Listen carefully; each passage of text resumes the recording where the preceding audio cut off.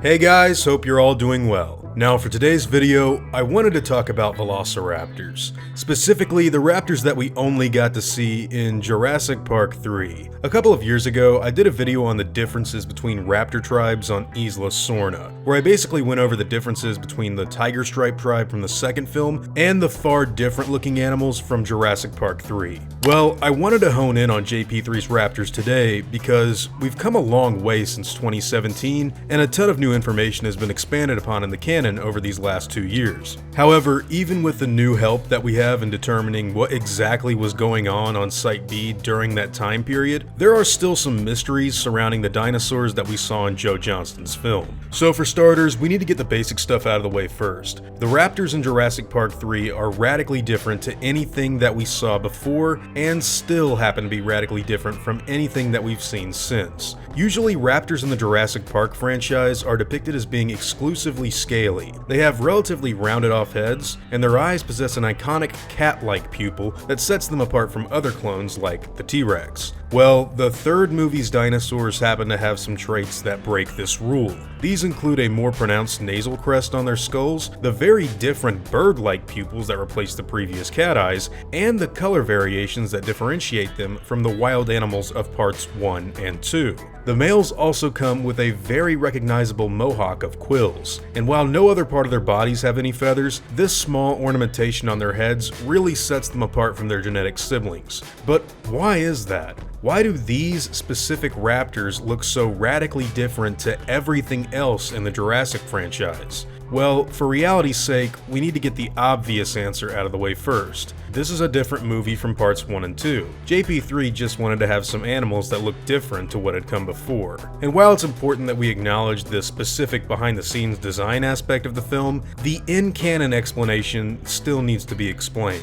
And unfortunately, as of this recording, there isn't really any definitive answer that tells us why these animals look the way they do in that particular film, which can be a little confusing at times. However, if we take a look at some of the TV spots and trailers for Jurassic Park 3, they might just be able to give us a clue as to what exactly was going on here. You see, in a lot of the promotional material that had come out to advertise the movie, we got a lot of cryptic taglines and trailer synopses that said weird things like, "Something unexpected has evolved," and "The experiment was terminated," or even one trailer explicitly stating this: "New island, new species, new danger."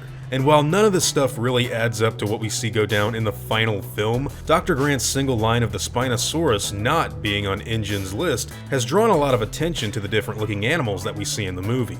Taking those trailers at face value, it seems like they're trying to tell us that some of the raptors may have evolved further during their stay on Isla Sorna, and maybe even that the dinosaurs are adapting to life on the island by changing into a more bird-like form than that of the first generation clones that were shown off in Jurassic Park and The Lost World.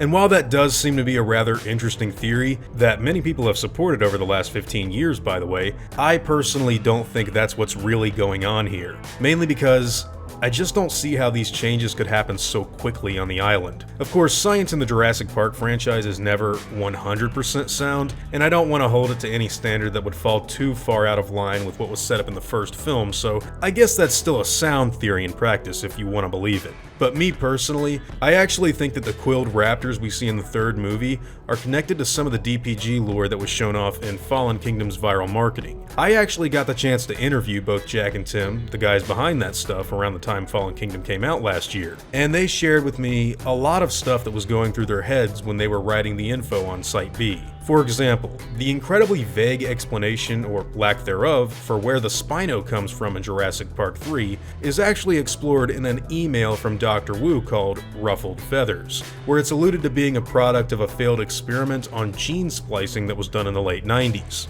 Now, this material that they've created has been done with the explicit reason for filling in the gaps that were left open in JP3, while at the same time being open for interpretation by the individual fan. And while more information has come out since then that even further supports that the Spinosaurus was an early hybrid, the feathered raptors in JP3 may actually have some sort of history with that genetic tampering as well. We don't really know the exact details on what Henry Wu and a select few board members were doing on Site B during the late 90s, but it's popularly believed that a lot of their work was illegal experimentation on John Hammond's cloned animals. If the Raptors happen to get included in that list of scientific meddling, it might actually explain just why the dinosaurs look so different when compared to all of their relatives. Maybe Wu's attempts at feather recreation went beyond the Spinosaurus and actually extended all the way to the tribe of Velociraptors that we see following Grant and the Kirbys in that third film. Or maybe it's something else, and we still don't have a concrete explanation as to where exactly the animals come from.